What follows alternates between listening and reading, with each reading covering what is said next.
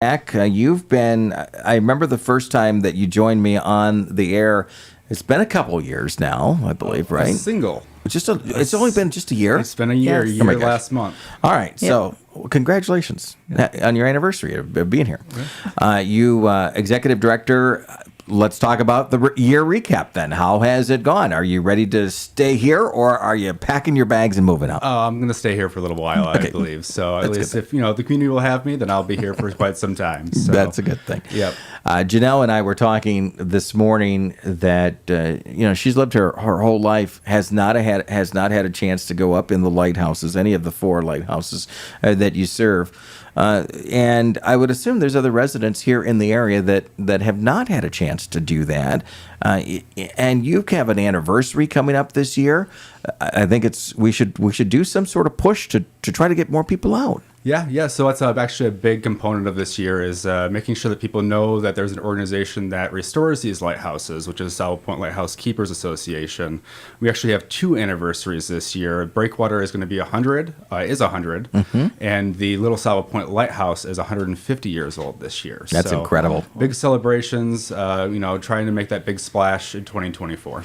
Let's talk about that. Janelle, is a lighthouse a mystery for you? What do you think about when you think about the Ludington lighthouses? I think that it would just be really cool going into. I mean, every time that I've been out to the lighthouse, the Ludington Pier one, it's always been closed, or, I have my kids with me and one's scared to go up into it and whatnot. But I think now that this year has is coming by and there's going to be all kinds of anniversaries, I think that's something that I want to do.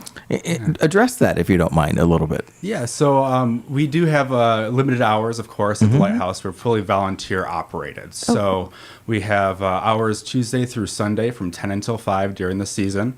And, we are expanding a little bit onto those evening hours as well. This last year when we had the beach bonfire days, we'd have some hours at the Lighthouse for viewing. We plan on doing that again this year and having some afternoon hours. We understand that 5 o'clock time frame, a lot of people work that live in this area, including myself. So getting that time frame between 9 and 5 to go out to see a lighthouse during the week is not always ideal. During the weekend, of course, we're very busy with guests, tourism, and things like that, people coming in from outside. So having those hours in the evening is very important for us too. All right. And are you doing anything for the 100th North Breakwall anniversary? Yeah, so the main event date is going to be June 8th. That is over Love Ludington weekend. It's a Saturday of Love Ludington weekend. Have a lot of different ideas, but it's certainly the things that are planned out already. Start with some of the other collaborations. U.S. Coast Guard will be helping us out. They're doing a big campaign, an active campaign to get themselves out there as well.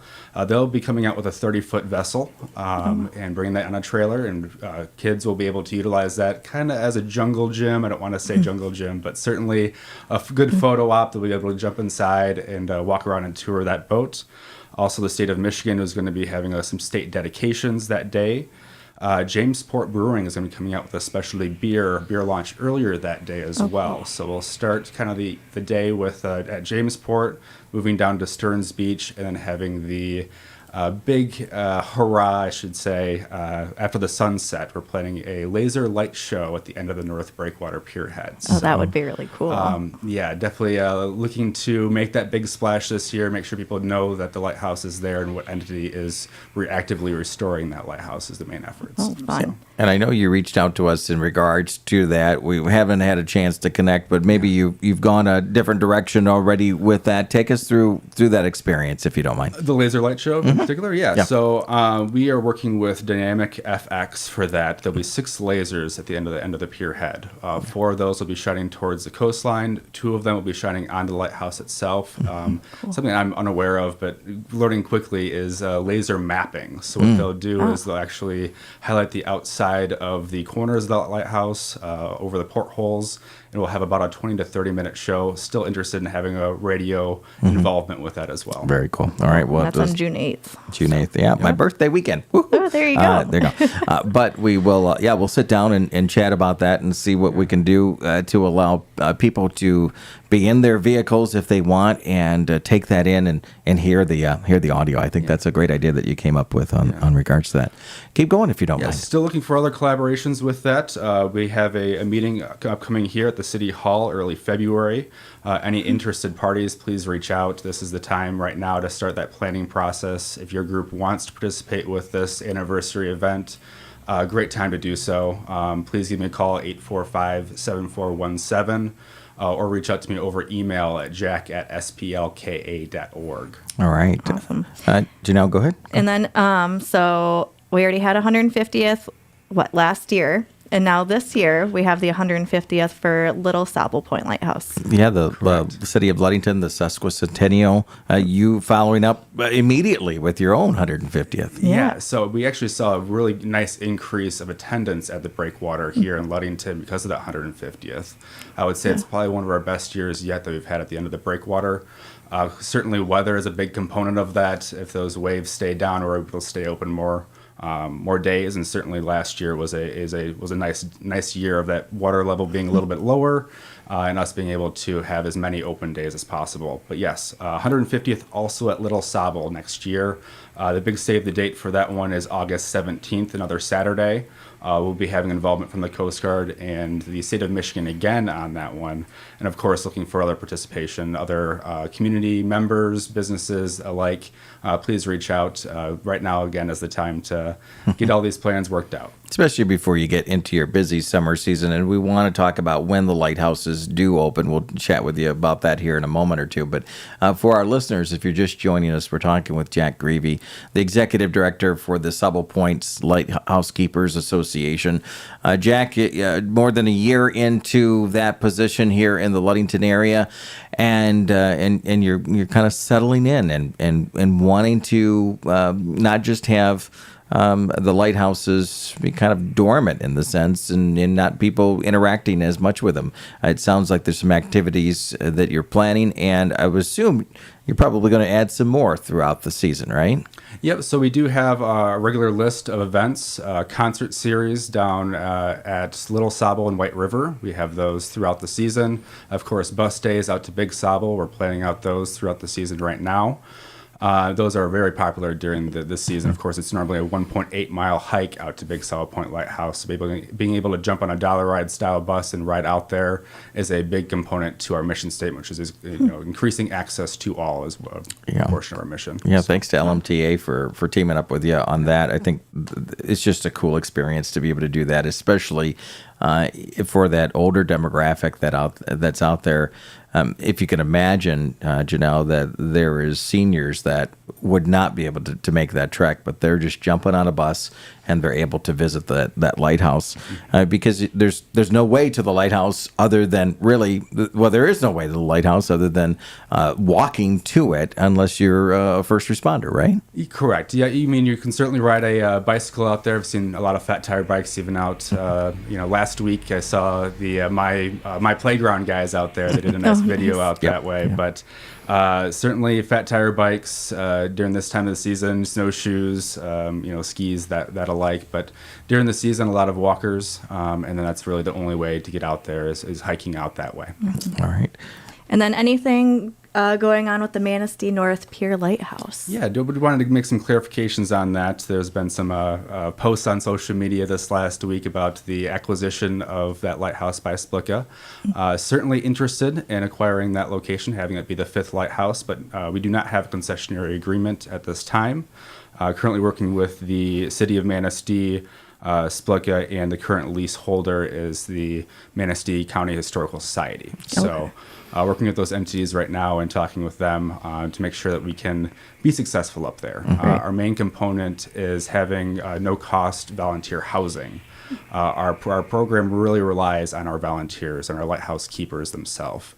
They usually come in from outside of the county, sometimes outside of the state. We actually represent 22 states in the United States. Oh, wow. So having that volunteer housing is critical for us to be successful there. So, And is that's your concern? Do they have any concerns when they were talking about this opportunity? It sounds like it's a good idea if you have 3 under your belt already, or excuse me, 4 under your belt already, to add a 5th, to be able to pool those resources a little bit is always is in most cases a good idea.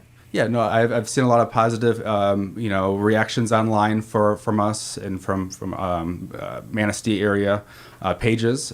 Certainly, I'm keeping an eye on that and seeing what people respond like. And overwhelmingly positive. Manistee seems like they want to have their lighthouse fully restored and open to the public, and certainly SPLCA is an organization that can achieve that. So Awesome. Seems like a good collaboration. So I have a question. So you have 4 lighthouses. Can you go in every one of those lighthouses, or just? You can, yes. Oh, awesome. Every one of those lighthouses is open to the public. Once again, during the season, Tuesday through Sunday from 10 a.m. to 4 p.m. with some specialty events here and there. All right, break that down for us, for the listeners, on when you're planning on opening. Each one, if I remember right, kind of is staggered a little bit. Is that correct? A little staggered. We are kind of compressed this year a little bit. We on May 7th is the first opening. That will be Big Sable Point Lighthouse on May 7th. The rest of the lighthouses are actually opening up May 21st. So we're making it easier for people this year. Only 2 dates instead of 4 different dates. Okay. But May 7th and May 21st are the dates to remember. All right. And if somebody wants to volunteer, is there opportunities to do that? Or do you have the same volunteers that come back every year, that dedication there? So we do a combination of both. We do have volunteers that have been with us for 20 plus years. Those are primarily the resident keepers I was talking about before. They come in from different states and different townships. We are always looking for local volunteers. These are our day keepers that come in and give a relief date to our resident keepers. So if you're somebody in the area that would like to give some time back, we do have shifts available, either the full day, 10 until 5, or if that's too much of a commitment there, we do offer part-time as well, where you come in for half the day, either the AM or PM shifts. All right. And do you ever have families, like if Janelle wanted to have her kids help with her for half a day or a few hours, is that an opportunity? You have to be 18 or older to volunteer with us. I was gonna say There I is a can't see. capper there. Yeah, I was gonna say I can't see my kids being surrounded by water that long. Like I don't. I think I would probably be like, oh no, sit here. Like, Yeah. Want to go to the beach. And anything that we missed talking about this morning, Jack, that it's important to get out to the listeners. And I know we'll have you back on the air as we get closer to the season, but anything that you'd like to share that we haven't touched on today? Yeah, another quick save the date. I'll be talking about this later on, but February 8th, we'll be